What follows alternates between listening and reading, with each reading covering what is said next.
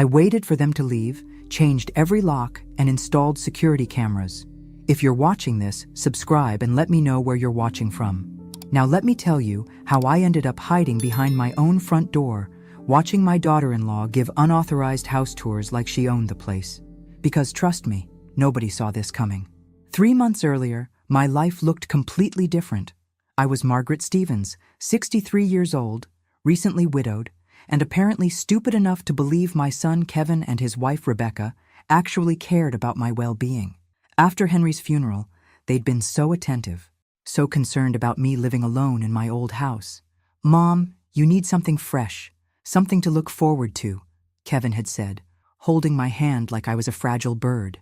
Rebecca nodded earnestly, adding, "We just want you to be happy again." What they really wanted was my inheritance. Not that I knew it at the time. I thought their sudden interest in my finances was genuine concern. When I mentioned Henry's life insurance payout, their eyes lit up like Christmas morning. "You should invest in something stable," Rebecca suggested. "Real estate maybe." Kevin agreed immediately. "Something that will give you security and purpose." So when I saw the listing for the mansion on Elm Street, I fell in love instantly. Victorian architecture, wraparound porch, 6 bedrooms, 3.5 baths, and enough space for the grandchildren I rarely got to see anymore. I could imagine holiday dinners, summer barbecues, Kevin and Rebecca finally having room to visit comfortably.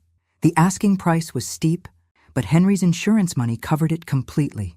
Here's where I made my first smart decision in months. Something told me to keep the purchase quiet. Maybe it was years of watching Rebecca's eyes narrow whenever I mentioned spending money on myself. Maybe it was intuition. Whatever it was, I bought that house under a trust, hired a property management company, and kept my mouth shut. For 6 weeks, I had contractors working day and night. New paint, updated kitchen, refinished hardwood floors, landscaping, the works. I wanted everything perfect before the big reveal. I imagined Kevin's face when I handed him the keys and told him this was their new family home. I pictured Rebecca's tears of joy, the grandchildren's excitement, the fresh start we'd all have together. Instead, I got the shock of my life. The morning I planned to surprise them, I arrived at the house early to do a final walkthrough. Everything was perfect. The chandeliers sparkled, the marble countertops gleamed, and the master bedroom looked like something from a magazine. I was practically vibrating with excitement as I called Kevin. "Can you and Rebecca meet me for lunch? I have something wonderful to show you both." "Actually, Mom, Rebecca and I are looking at houses today. We found this amazing place that might be perfect for our family expansion." Kevin's voice carried that careful tone he used when he thought I might object to something. "Family expansion?" My heart skipped. "Are you having another baby?" "Well, not exactly. We're thinking about Rebecca's parents moving in with us. Her mom's arthritis is getting worse, and her dad needs someone to help manage his medications.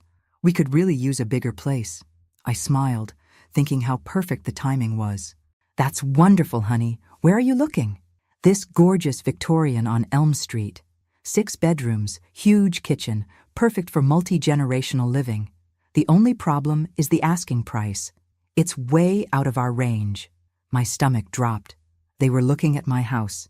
My surprise was about to become their disappointment when they discovered they couldn't afford it. "Unless, Kevin, what if I helped with the down payment, as an early inheritance?" The excitement in his voice was immediate. "Mom, that would be incredible. Are you sure? It's a lot of money." "I'm sure. Text me the address and I'll meet you there in an hour." I hung up and sat in my beautiful new kitchen, staring at my phone. This could work out even better than I'd planned.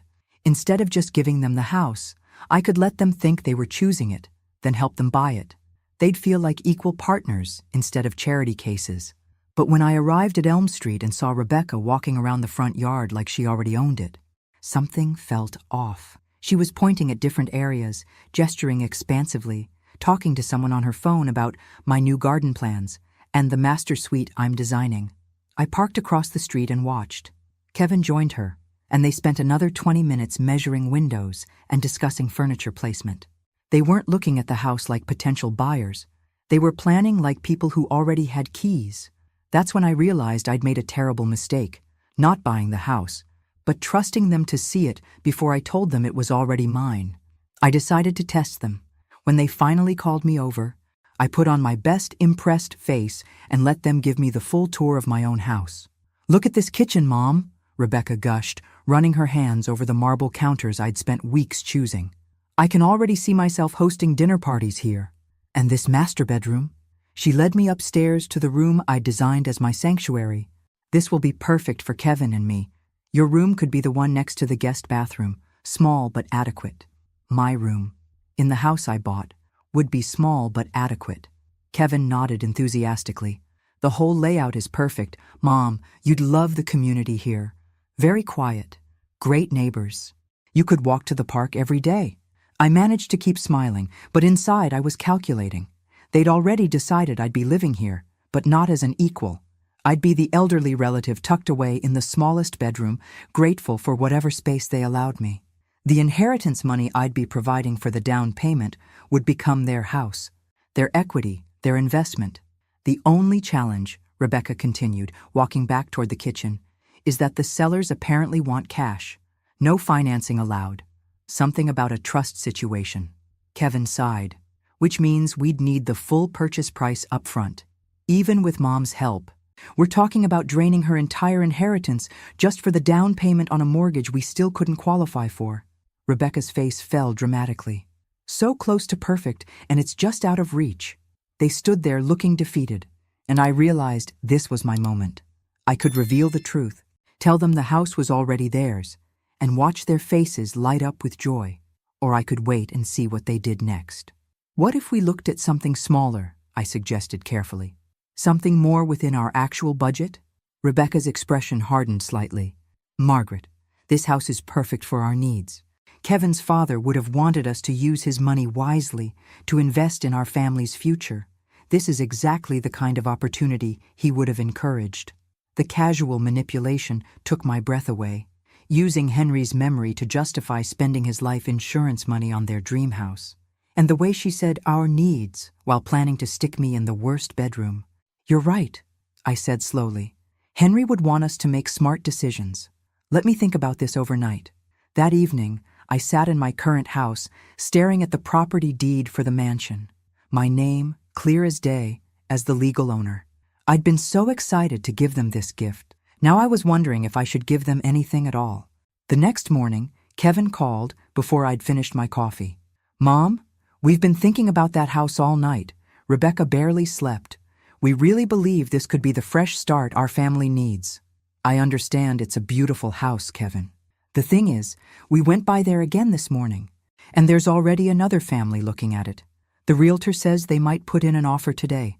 I almost laughed. There was no other family, no competing offer. I owned the house.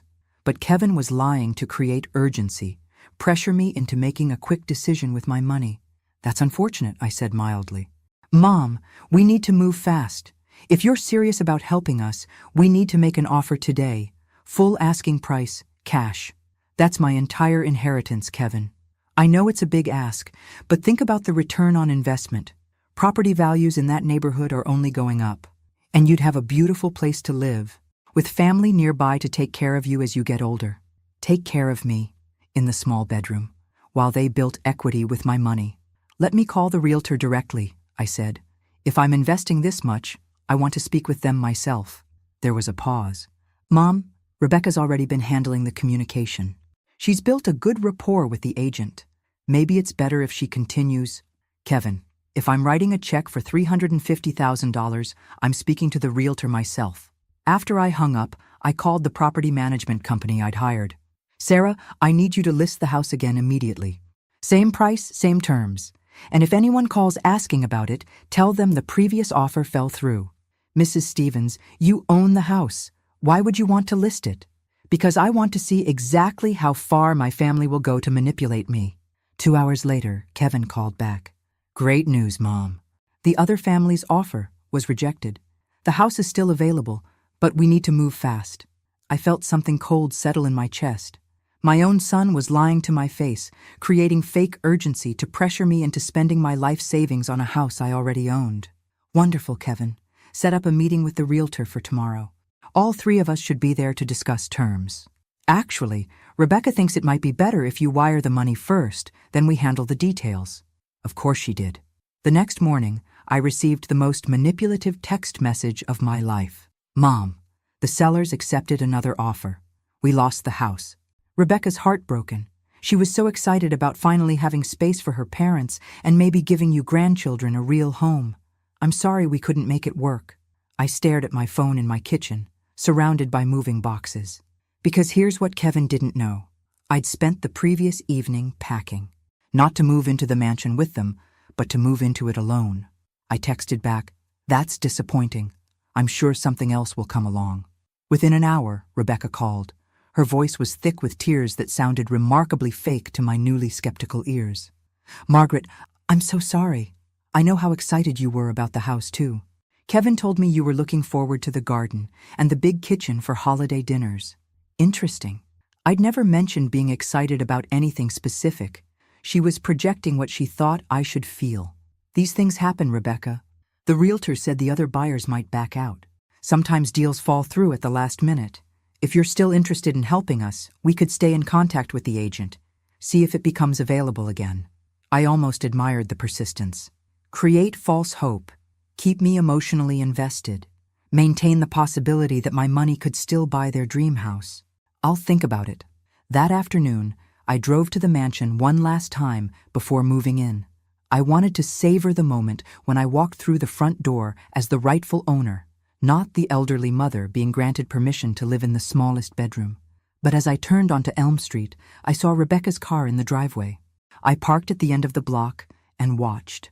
Rebecca was walking around the house with an older woman I didn't recognize, pointing at windows, gesturing toward the garden areas, clearly giving some kind of tour. They spent 20 minutes outside before Rebecca unlocked the front door with a key I definitely hadn't given her. A key she shouldn't have had. To a house she thought we'd lost to other buyers. I sat in my car, fury building with each passing minute. Rebecca was showing my house to someone, using a key she'd somehow obtained, barely hours after telling me we'd lost our chance to buy it. Then I watched her bring out what was clearly a measuring tape. They were measuring my living room, my dining room, my kitchen, planning furniture arrangements for a house Rebecca thought belonged to someone else, unless she knew something I didn't. Unless this whole charade about other buyers and lost opportunities was covering up something much worse. I called the property management company. "Sarah, has anyone contacted you about accessing the Elm Street property?" "No, Mrs. Stevens. You're the only one with keys. What about showing it to potential buyers? The listing was taken down yesterday when you asked us to. No one else should have access. But someone did have access. Someone was in my house right now, planning God knows what. I made a decision that would change everything. I drove home, called a locksmith, and had every lock on the mansion changed within 2 hours. Then I called a security company and had cameras installed at every entrance, inside and out. If Rebecca wanted to play games with my property, she was going to discover I could play them better. The locksmith was expensive. The security system was expensive. But watching Rebecca try to use her mysterious key on my front door the next morning? Priceless. I was sitting in the living room, boxes unpacked, coffee in hand, when I heard someone trying to unlock the front door. The security app on my phone showed Rebecca on the porch, looking confused as her key failed to work. She tried it several times, then walked around to the back door. Same result. Then she called Kevin. I couldn't hear the conversation, but I could see her gesturing angrily at the house, clearly frustrated that her secret access had been cut off. 20 minutes later, Kevin called me. "Mom, the strangest thing happened. Rebecca drove by that house we were looking at, and she thinks someone might have changed the locks. She's worried there might be squatters or vandalism. Why would Rebecca be checking on a house we don't own?" A pause. She thought she saw broken windows from the street. She was just being a good neighbor. The lies were getting more elaborate, but they were still lies. Rebecca hadn't seen broken windows because there weren't any. She'd been trying to access my house with a key she shouldn't have had. "Kevin, how did Rebecca get a key to that house?" Another pause. Longer this time. "What key?" "She tried to unlock the front door this morning. I saw her on the security cameras." Silence. Then Kevin's voice, carefully controlled. "Mom, what security cameras?" "The ones I had installed yesterday. On my house. The house I own." The sound that came through the phone might have been Kevin choking on his coffee. Or it might have been the sound of someone's entire deception collapsing in real time. Your house? His voice was barely a whisper. The house I bought 6 weeks ago with Henry's life insurance money. The house I've been renovating while you and Rebecca plan to manipulate me into funding your dream home with my inheritance. The silence stretched so long I thought he'd hung up. Finally, he spoke. Mom, we need to talk. Yes, Kevin, we certainly do. But first, I think you need to explain to your wife that trespassing on someone else's property is illegal, even when you think you're clever enough not to get caught. That evening, as I sat in my beautiful dining room eating takeout Chinese food off paper plates because I hadn't unpacked my dishes yet, I thought about how different this moment was from what I'd originally planned.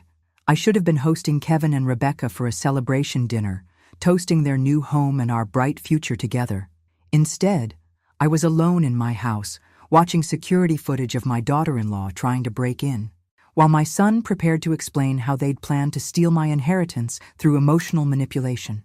But here's the thing about rock bottom. The view from the top is so much better when you've earned it yourself. Kevin arrived at 8 p.m. sharp, looking like he'd aged 5 years since our phone call. Rebecca wasn't with him, which told me everything I needed to know about who was really driving their scheme. Mom, I don't even know where to begin. How about with how your wife got a key to my house? He sat heavily in my new living room chair, the one I'd picked specifically because it was comfortable enough for elderly guests, but sturdy enough to last decades. The irony wasn't lost on me. She befriended the property manager's assistant, told her she was your daughter-in-law, that you'd asked her to check on the renovation progress while you were dealing with grief. Sarah's assistant gave her a key for family access. I had to admire the audacity, even as it made my blood boil. So Rebecca has been monitoring my house purchase for weeks? She found out about it 3 days after you signed the papers. Your bank called to verify the wire transfer, and Rebecca answered your phone. She told them she was your financial power of attorney. The lies kept getting bigger. I never gave her power of attorney. She knows that. But the bank representative didn't ask for documentation over the phone. Rebecca got enough information to figure out what you'd done. I poured myself a glass of wine, noting that my hands were perfectly steady. 6 months ago, this level of betrayal would have destroyed me. Now it just felt like confirmation of what I'd suspected. So instead of talking to me directly, you decided to manipulate me into funding your mortgage on a house I already owned. Kevin's face crumpled. It was Rebecca's idea. She said if we confronted you directly, you might get defensive about spending so much money. She thought if we could make you think it was our idea to buy the house, you'd feel better about helping us. Help you buy a house from myself? We didn't think you'd actually want to live there alone. Rebecca figured you'd eventually want to downsize, maybe move into a senior community. We could buy it from you at fair market value. You'd get your money back plus appreciation. Everyone would win. I stared at my son, this man I'd raised to be honest and kind, and saw someone I barely recognized. Kevin, do you hear yourself? You plan to trick me into giving you money for a house I already owned, then convince me to sell it to you later? When you say it like that, it sounds criminal. Because it is criminal. It's called fraud. He put his head in his hands. We never meant for it to go this far. Rebecca just got excited about the house, started planning, making lists. She thought if she could show you how perfect it would be for all of us, with me in the smallest bedroom. That was never the plan. I pulled out my phone and showed him the security footage from that morning. Rebecca trying multiple keys, walking around the house, peering in windows, calling him in frustration. This was never the plan either, I suppose. The next morning, Rebecca called me directly for the first time in months. Her voice had lost all pretense of sweetness. Margaret, Kevin told me about your little revelation. I think there's been a misunderstanding. Oh, I understand perfectly. You've been planning to defraud me for weeks. That's a very harsh way to put it. We were trying to find a solution that worked for everyone. I almost laughed. A solution where you get a mansion and I get a small bedroom and the privilege of funding your mortgage? You're twisting our intentions. We never wanted to hurt you. Rebecca, you answered my phone and impersonated someone with legal authority over my finances. You obtained keys to my property under false pretenses. You've been showing my house to other people without permission. What part of that was meant to help me? A long pause. Then her voice changed completely, dropping the fake concern and revealing something much colder. Fine. You want to play hardball? You bought that house to manipulate us. You knew we were looking in that neighborhood, knew we needed more space. You bought it specifically to dangle it in front of us, then snatch it away. The accusation was so ridiculous I actually did laugh. Rebecca, I bought the house as a surprise gift for your family. I was planning to hand you the deed and tell you it was yours. Right. That's why you kept it secret for 6 weeks. I kept it secret because I wanted it to be perfect before I surprised you. I had contractors working around the clock to make sure everything was exactly right for your family. Another pause. Prove it. I'm sorry? Prove you bought it as a gift. Show me the paperwork that says you intended to transfer ownership to Kevin. I realized then that Rebecca had never believed I might be generous. In her mind, every action had an ulterior motive. Every kindness was manipulation. She couldn't conceive of someone spending their inheritance on a gift for family members who'd been taking her for granted. I don't need to prove my intentions to you, Rebecca, but I can prove that you've been trespassing on my property. Kevin's your son. Family has a right to respect boundaries. You lost that right when you decided to lie and scheme instead of having an honest conversation. The conversation ended with Rebecca hanging up on me. 20 minutes later, Kevin called. Mom, Rebecca's upset. She feels like you're punishing her for caring about our family's future. Kevin, your wife committed multiple crimes. She's not the victim here. Couldn't we all just sit down and talk this through? Find a way to make this work for everyone? I looked around my beautiful house, thinking about how many compromises I'd made over the years, how many times I'd given in to keep peace in the family. Kevin, I'm done making things work for everyone else at my own expense. For 2 weeks, my phone rang constantly. Kevin called every morning, Rebecca every afternoon, sometimes together in the evening. The pattern was predictable. Guilt, bargaining, anger, more guilt. Mom, Rebecca's pregnant. That stopped me cold. Pregnant? She just found out. We weren't going to tell anyone yet, but with everything going on. Kevin's voice carried a weight I recognized. This wasn't just news, it was ammunition. Congratulations. I'm happy for you both.